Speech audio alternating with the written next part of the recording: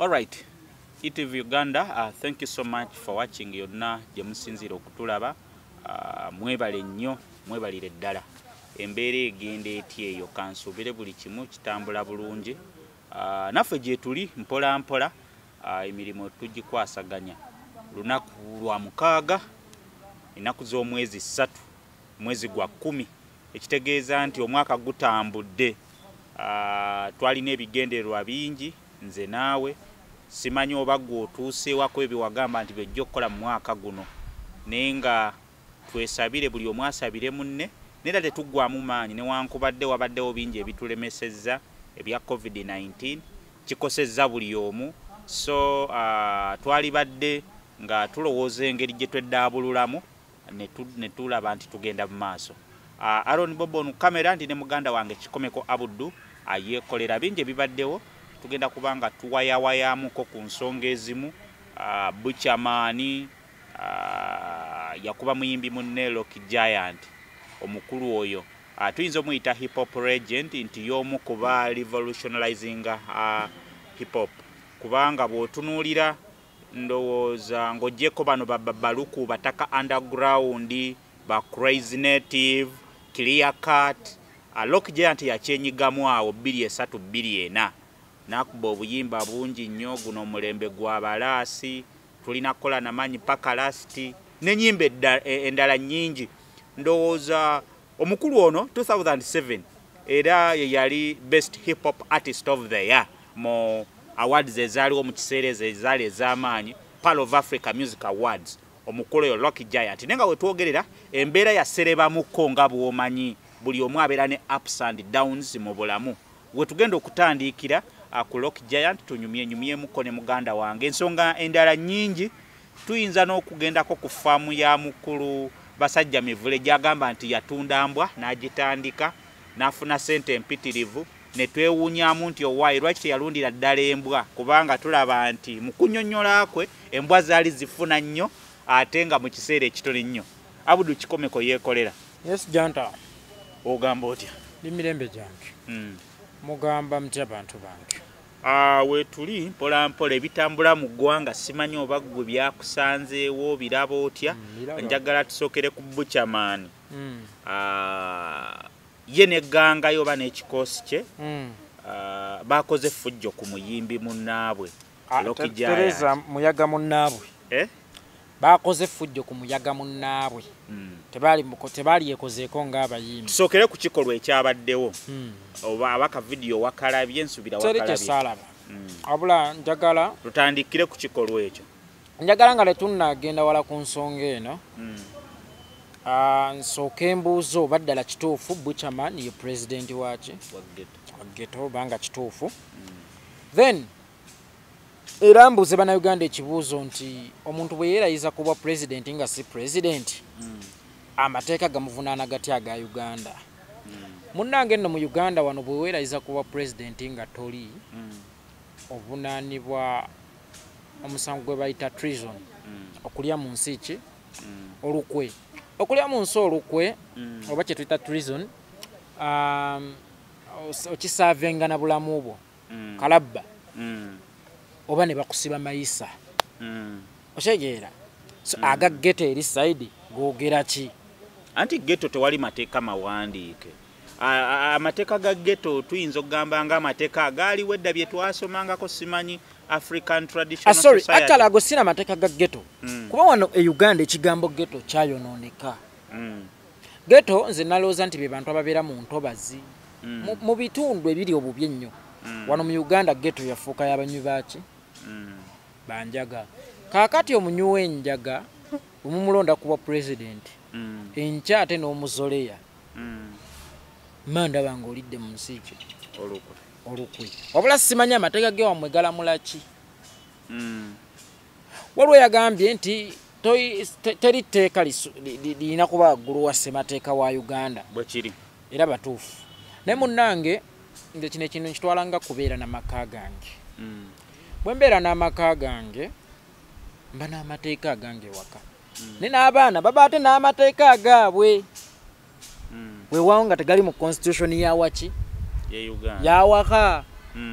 gwamaka ge gobo twalanga Uganda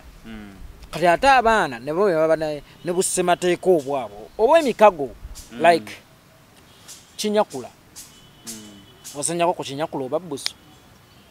titutte omukago bwe nkusanga n'ekyokulya nkinyakula ne bwoba okyagala otya kakati nze bwe nzija n'enkinyakula ekyokulya kyo nga natta naawe omukago weewaawo taata tagukola ki tagumanyi n'okaaba nnyo nadda akawungeezi n'oloopa taata ne munnyonnyola ne mugamba nti taata tatta n'ono ki omukago weewaawo tegwali gwa buki gwa buwandiike naye twagutta okyegera oba kyengezako kulaga no lindako kakati bwe munnyonnyola ebintu ebyo weewaawo nti tekyali mu ssemateeka wawaka era n'omukago gwe twakola tetwaguwandiika bwankuba abeera mu ssiru kati mu budde obwo kiba gyali okuwera kinyakulewa naye kwolwo mba siina kukubwa kunyakula kindaazi kya munnange kubanga guli gwali mukago gwaffe so tudde Buchaman talina kusibwa gavumenti erwanyise bunywi banjaga ewere ne ghetto ez'ekikula ekyo ez'ekinywi ky'enjaga okyegera so gwe okkiririza mu kutyobola eddembe ly'omuntu omulala sikkiririza mu kutyobola ddembe lya muntu mulala kuba bw'ogamba nti Buchaman talina kusibwa obanga awagira ekikolwa kino buli omu kyeyavumiridde abatali ab'enyalemu bwe tusaba obwenkanya eri Rocky Giant tubanga abagamba enjaga nnungi nnyo tulina kulwanyisa Rocky Giant kyekyavude what was the cause ekozi yabadde enjaga bwe tukeera ku makya omusajja n'akwata musajja munne ng'ali ku mukazi we mu nju n'amutta sindi tuba tukiwagira ne tuba tulina lwanyisa bikola bya kuganza baki bakabasajja fe mu Buganda tugamba nti ayagala okugoba endege yewaka atema muti okitegedde kubanga yekkuŋŋaanyiro y'ensonga lwaki endege yazijjawa awaka so tulwanyisa enjaga tetulwanyisa kikolwa kya Buchaman kubanga babuchamani bangi eyo buli we banywamu enjaga olw'okuba bo kamera tezibatambulirako temubimanya bakwata obwana ku kyalo babba emmere bakuba abantu okyegera tulina kulwanyisa bikolwa ebyo ebivaamu obutabanguko obw'ekikula bw'ekityo otherwise Buchaman si asoose okukola kino lwakuba nti kyamukisa mulungi nti ye mumumanyi naye eriyo babuchamani bangi abanywi b'enjaga be mutamanyi nga bwe batyo bakola ki ate n'ekirala Rocky Giant ezo ghetto oba kakundi kaabwe ak'abanywi b'enjaga nkatwalanga amagye bw'ozala wa ranka ya general oba order kyekikutuukako so nga nago gafuga constitution yaki ya Uganda naye waliwo enjogerega nti ensonga z'abannamagye tuzirekere bannamagye kakali naffe ensonga z'abayaga tuzirekere abayaga omusajja omukulu bwe nkusanga oli mu nsonga z'abayaga mba ndanga naawe munywi w'enjaga era buli yakomenti nze nnyo ku nsonga eyo asibwe naawe oli munywi w'enjaga tuleke omukulu ono tuleke abayaga beemalire ensonga zaabwe bizibu by'eggwanga kiki tumuyambe muki bannayuganda abaana bafiira ku nguudo abakyala baliyo batambuza menvu abantu bali eyo babonaabona olwa kafyu President Museveni gye yateekawo ne lockdown eno abalimi bafiiriddwa ssente zaabwe then katuyambe n'ente eyazzenga etamidde enjaga yaayo get serious nammwe eggwanga temulitwala for granted mwalitunza bayaga osejeera nkwadde ekyokulabirako nenkugamba mu magye bw'ozala wa order ya general akusinga rank kyekikutuukako oyinza n'okusima ekinnya ne bakuteekayo tugambe nti go gali waggulu wa constitution ya Uganda mubaamu ebintu ebimu nga birina kuba bityo bw'otunuulira ebize bibaawo abatunuulira ebyobufuzi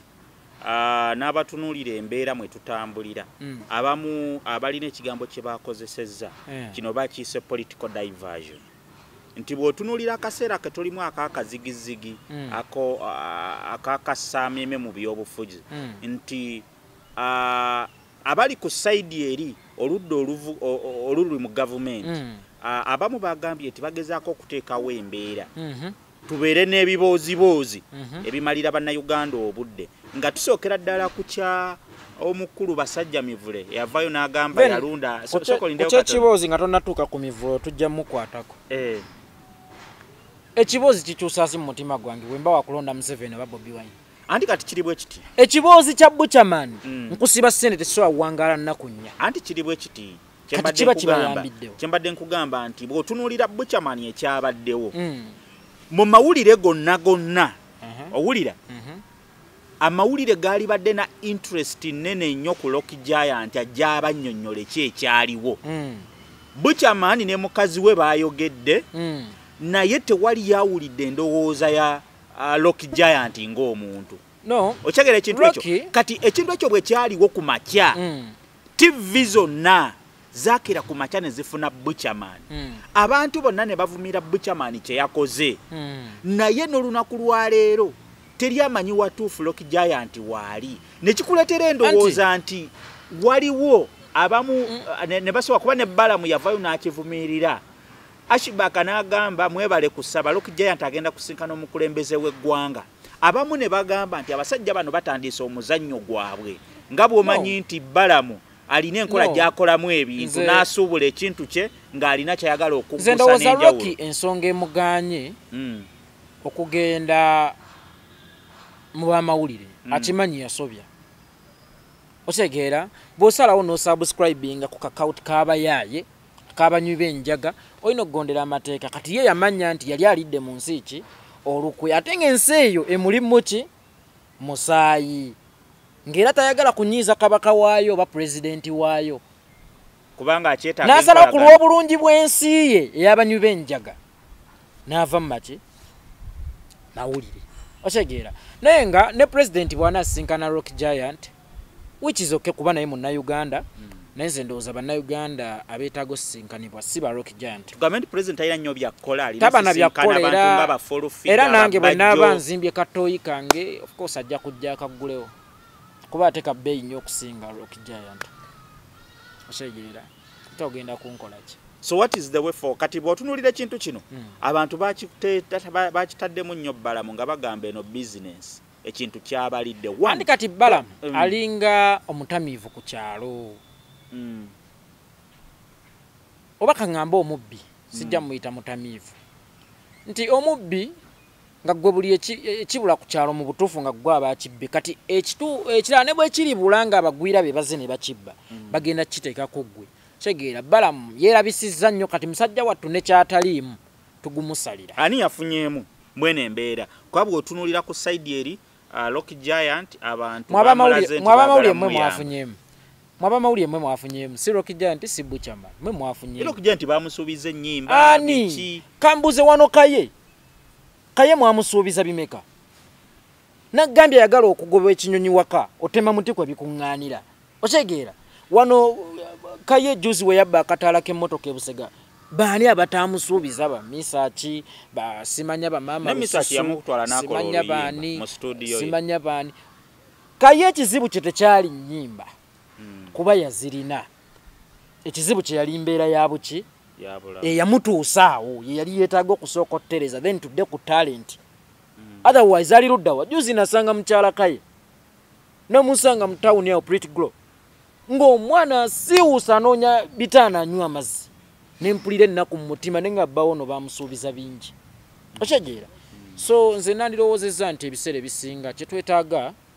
kwe kuggyawo ekizibu ekyatuusa omuntu mu mbeera eyo si nnyimba okyegeera kubanga Maddox okudda engulu teyagenda mu studio yakozesa music omukadde ne kaye music we muzito n'okusinga gwayinza oyiyiya kuba oli yamuyiyiza mu budde obutuufu tanazaala baana bangi teyeraliikirira fiizi akyali muvubuka muto obwongo bulowooleza ku speedi ya kizungirizi then kati gwe omututte mu studio tekimala yewe wamutwala mu studio oluyimba waliwa promotion oba walukwata lunyumirwe waka n'abaana basanyukire kaleme kuddamu kubba butaala bwa mmotoka so bano bonna abalina bye bamusuubiza tugambe nti nabo babadde baagala mawulire tegundi yakoze nabo babadde baagala mawulire nze nabagambye ekintu kimu bwe muba mumuwadde ennyimba muwadde promotion because nkimanyi nti omuyimbi kasita asirituka n'agwa bw'akomawo aba upcoming yeetaaga okuddamu pike nnyo n'okusinga bulijjo in that nti abasuubiza Rock Giant waliwo omuwala gwe napostingako sometimes back nga yetise ekibbo kya minvu ne babuuza nga kati so what otegeera oli naabuuza ignorantly neweebuuza omwana ono gwempostinze tayina ngeri gya motivatingamu bawala banne abasireyingira eyo abanywa bbiya nabo ne bamanya nti okubeera omuwala tekinzijjaako nti nina okwekolerera sirina kusurvivingira mu basajja nja nafunirayo endwadde zaki za bwereere otegeera kakati nze nalowooza nti omuwala ng'oyo walibaddewo munnayuganda aga nti mugulidde enkota ya bogoya agenda atunde otegeera muwadde ka mobile money oba ka business bweka yes otegeera naye muzze ku munyuwa enjaga gwe twawagira nako ne tumuwa ssente zaffe n'atakozesa bulungi tayimu ye olunaku lw'eggulo era waliwo omukulu yali mu firebase bamuyita Kabaaya omu ku bayimbi gwe mbadde sisuubira nti ayinza n'okuba kye yeekoledde olunaku lw'eggulo bannamawulire aba TV ez'enjawulo bamukozeeko nga agamba nti Bobi Wine ye Kabaaya mumanyi ku luyimba lumu lwe yayimba ne ayagala mulaasi ensi yonna yeewuunyiza Kabaaya mu bwakabaaya bwe alina emmotoka erabika obulungi esinga eya Buchamani alina n'enju gy'azimbye kalina yagiraze bannamawulire n'agamba nti Bobi Wine fe akasente yakatuwanga abamu ne tukakozesa mu bulungi bwaffe mu busobozi bwaffe ye Buchamani naddanga mu bikyala binene biki okitegeera so mu mbeera eno akuba abantu abamu babadde bagamba nti bw'oyogeramu nti ku bayaaye be twawagira waliwo abayaaye be tutawagidde nnyo naye nga mu buyaaye bwabwe balina bye batulaga ati nnyinza obutakuwagira direct nze bwe mpagira Bobi Wine nga yakozesa Kabaaya mba mpagidde Kabaaya wadde yaba takimanyi nti mba mukoze ki so nga ababaddeko wa Bobi Wine nga Buchamani yavaayo ndowooza namuggo gwe no nze nandirowoozezza nti omuntu okugaggawala obukadde 100 busobola okunnema ogaggawalamu omwana naafuna emitwalo 5 n'agaggawala mu myaka 10 ne tumusanga nga nze nayabika ng'ate ye yakozesa bulungi otegeera oba kyenkulaga so Butcha y'omu ku baali basinga okusasula I think mu Firebase ng'oggyeko Bobi Wine oza yali asinga ne ba Nubia neri bonna yali abasinga baba Nubia yegatta ku Firebase Nubia yegatta ku Firebase crew ng'ewezezza emyaka 6 nga Buchamani already yagirimu ndoza Butcha Nubia neri yegatta nnyo ku Firebase I think it was nga yali 26 yes ngate Firebase yatandikibwa I think yali 2 otegeera 26 naye ate Butcha agenda okuva mu Firebase crew nga Nubia aguze ennyumba za bukadde 6 emizigo naye nga ye Butcha agamba nti president waawo abo bulungi nga vice waali bubi naye ng'omwana yabegattako oluvannyuma yeegatta ku gavumenti yaabwe oluvannyuma ba Mickey Wine abaafunanga obusente obutono baguze eka z'amataka munanga obugagga si musaala mungi otegeera obugagga mukisa na kumanya nnakuyo so Buchamani alina okunenyezebwa nti omikisa gye yagikozesa bubi ate n'ekintu tolowooza waliwo n'abadde balowooza nti Bobi Wine yasasulanga Buchamani ate n'obuluvu obwo bw'okutunula mu sowaani ya boss Kabaaya yakyogeddeko n'agamba nti kaakati bw'osanga Bobi Wine ng'akoze bizinesi gye bayita Firebase n'afuna emitwalo 5 temugenda kugabanira mu makkati naye olina okukkiriza gwe ng'omukozi atalinaamu kapito gwe wateekamu bwakukwatira ekyetaano n'akuwa ne kikubeeramu ekyetaano kye kyolina okutetenkanya toyinza kugamba nti talina kapito gwe yateekamu kubanga nze bwe mba musawo mu ddwaliro ŋŋendayo na mutwe gwange sina byuma otegeera bwe bampita nti yeekolera tukuyise South Africa oli musawo mutendeke yange otandika okukola sigenda na byuma byange ŋŋendayo na muki mutwe gwange so kale takyogera bw'atyo nti wateekamu ki wabula kiki yagattako kyekisinga obuki obukulu ng'amaze okubegattako naye ng'ekisinga obukulu mu byonna bannayuganda abali eyo omusaala tebagugaggawalirako omusaala gujja eyo nga bw'okola ebinaakugaggawaza teri agaggawalira mu bizinensi ya munne wabula osobola okukozesa bizinensi ya munno ng'amadaala N'okola okutuuka ekikyo. gy'ogenda kyokwolabirako Red and Weasel baali baganda ba Camille naye baamala vente ezaabwe King Saha otegeera Rema Namakula ewa Bebekulu laba waliyo omwana ewa Bebekulu ebamuyita Edith K yafa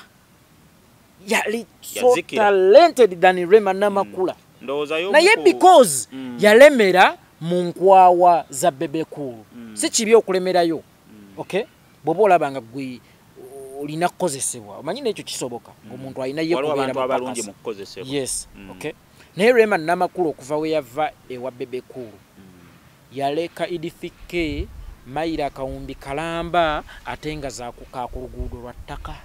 takyaddamu mugatta tali mugatta ne bwe bali feyo mugulu emagombe tali mugattirayo Ne you ne bwe never know. tulidda tali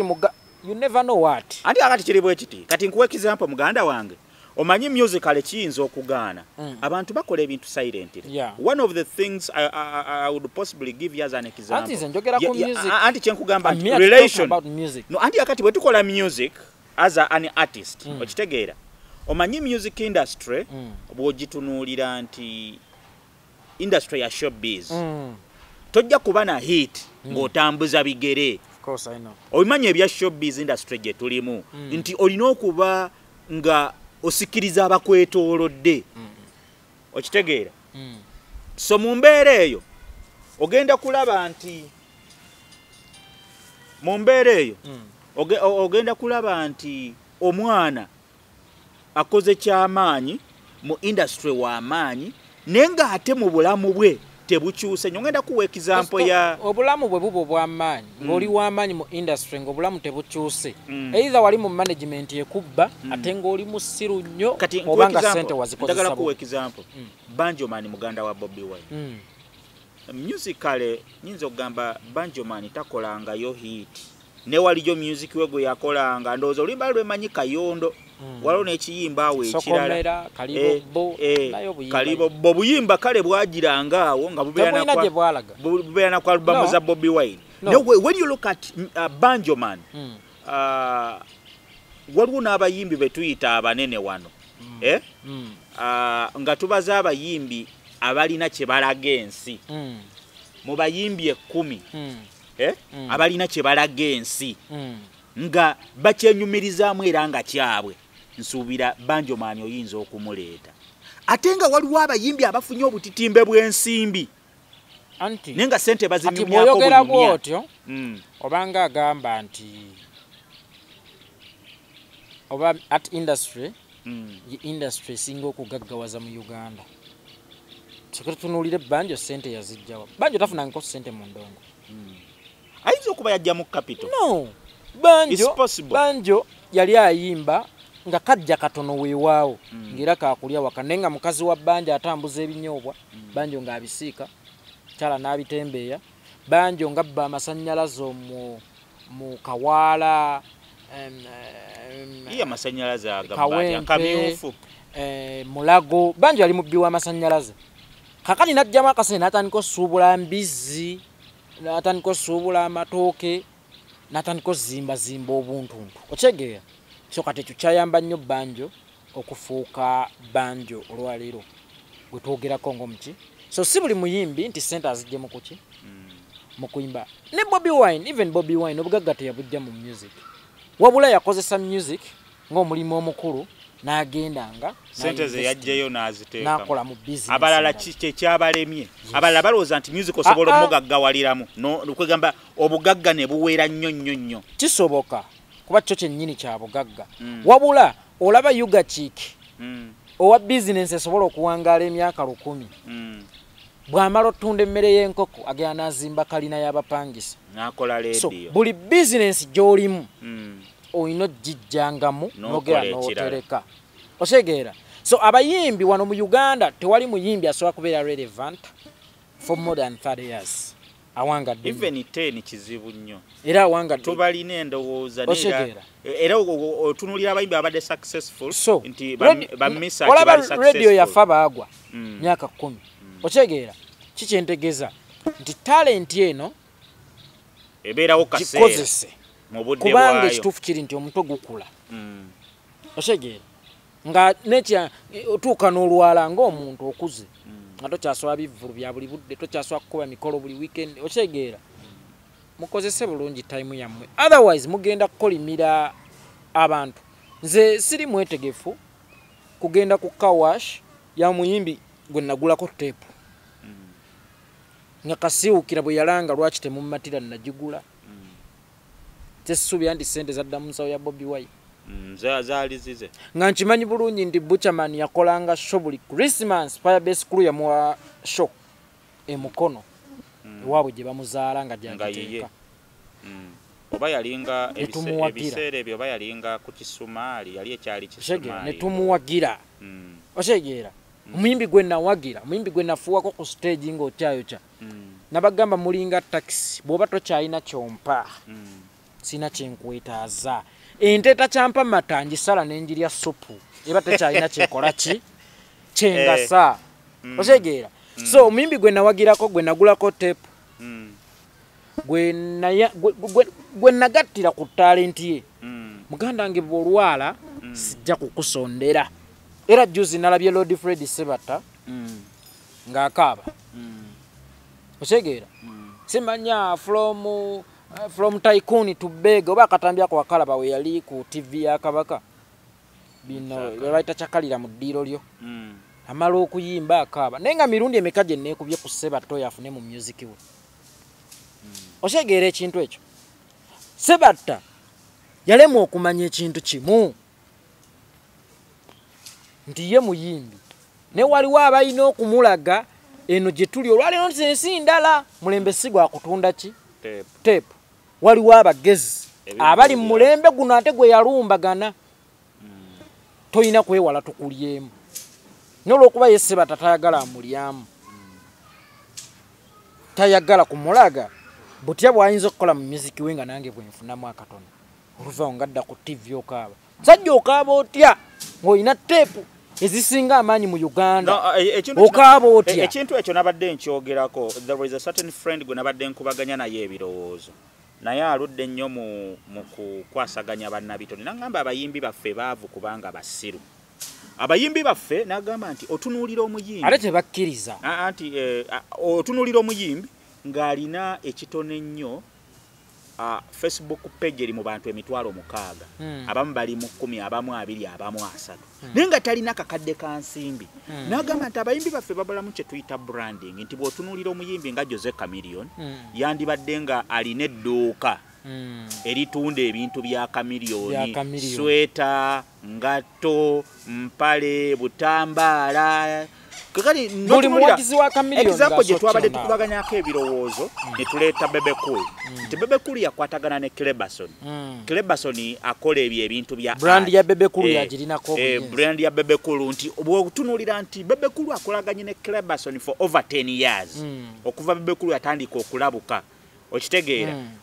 Cleberson n'amwekwata yakola enkofiira ze yakola t-shirt ze kwegamba Cleberson n'ayimuka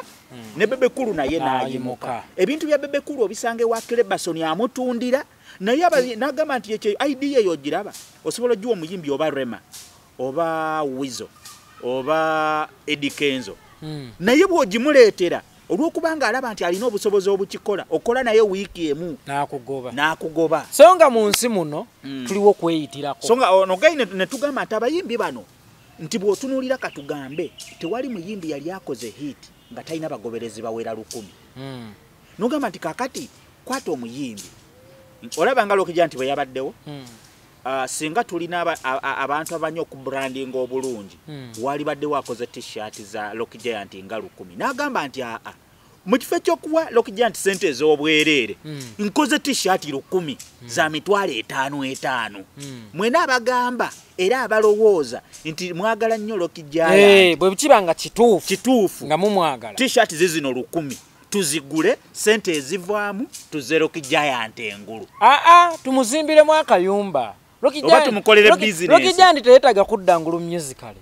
Lokija nti yeetaga kutandika bulamu kufuna we yeebaka ayinza okuba alinawo nenge ekyokulya kye kigamba na kumuyiyiza butya bw'ayinza okulya mmere ya leero okyegera otherwise Lokija nti okuddamu musitula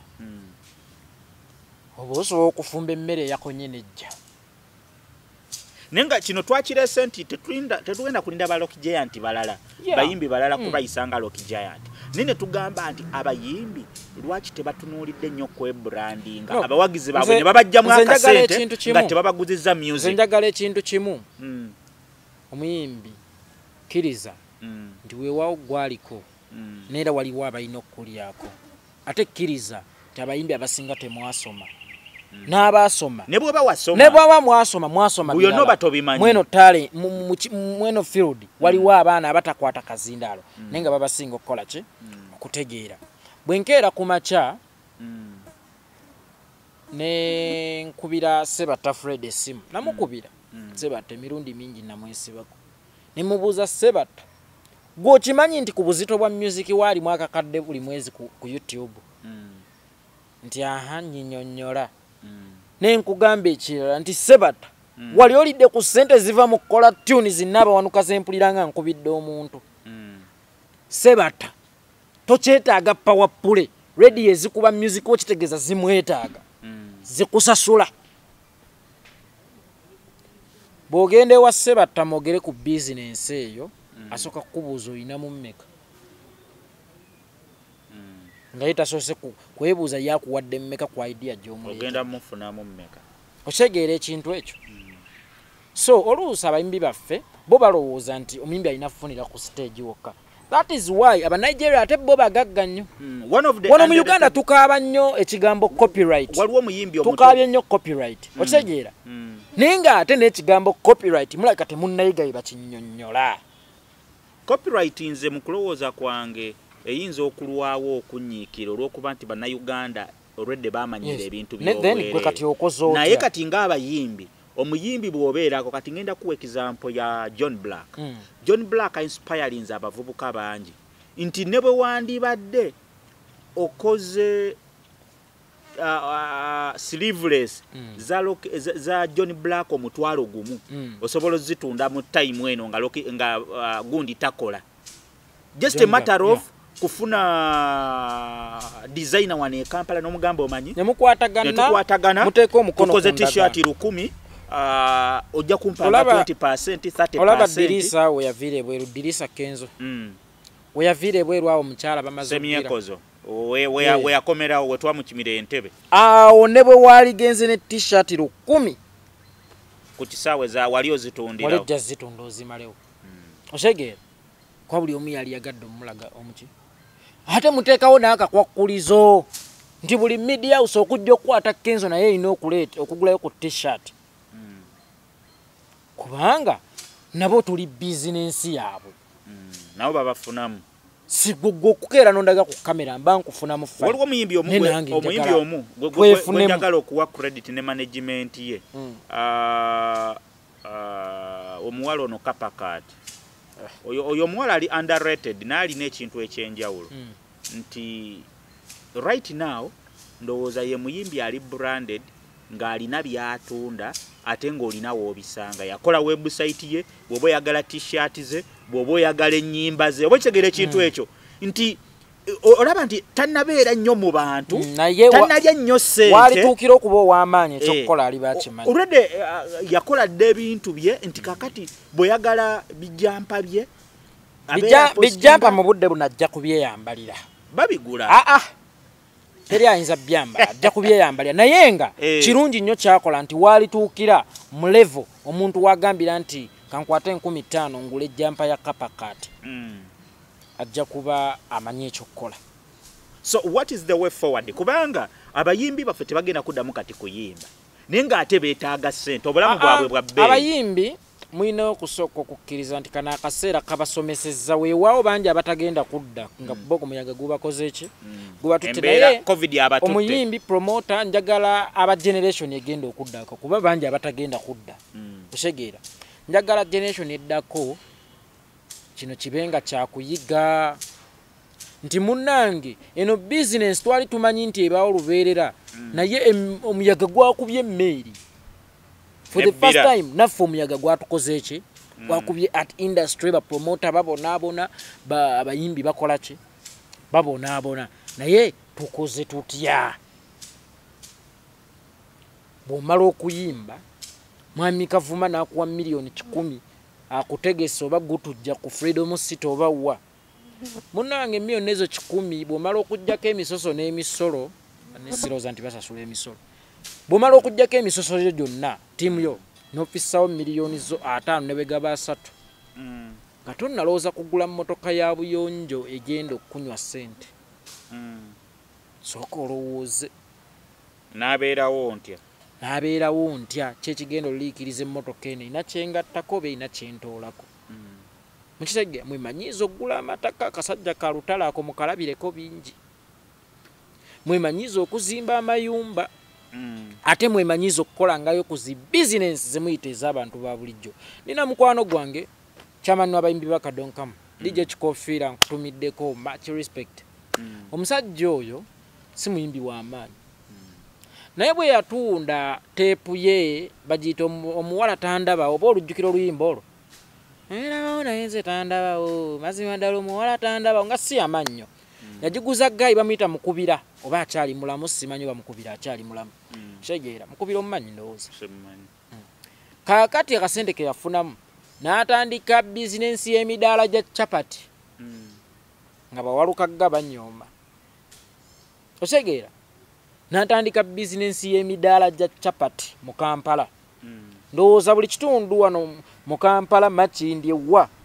ayinawo omudaala gwa capati nga buli mudaala buli lunaku agunonako 10 mmeka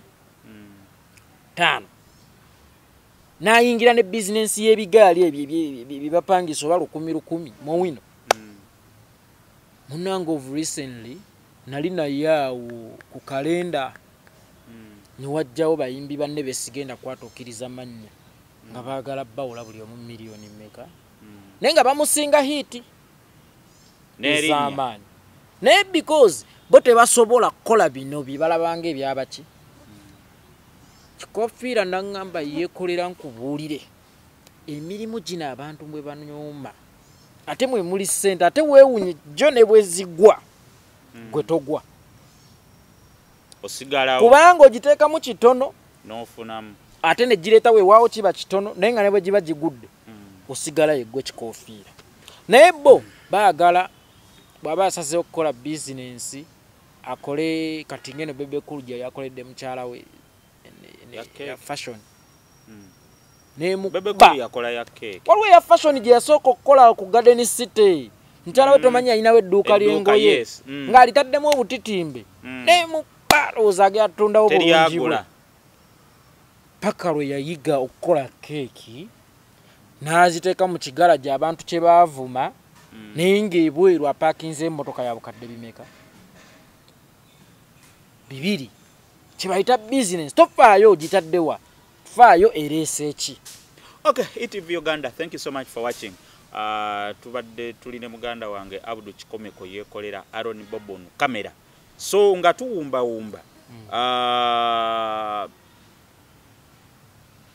Butcherman, Rocky Giant ani gwe kyalidde. Butcherman akalimu nako tagenda kafiirwa.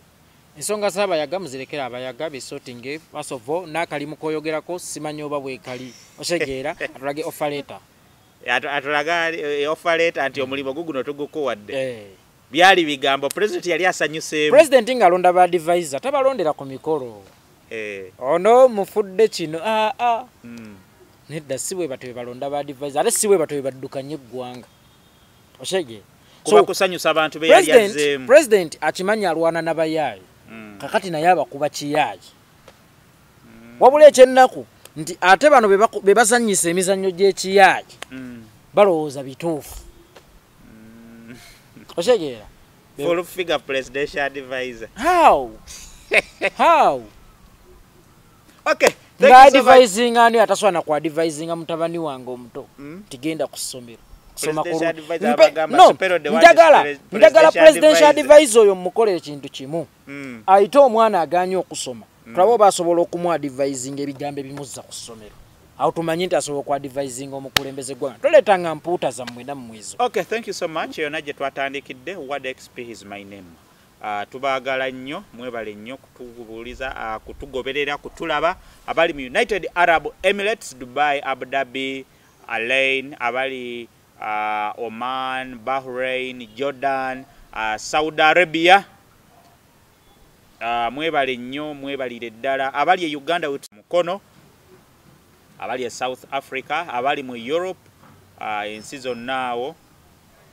Mwebale nnyo, mwebalire ddala. Thank you so much for watching.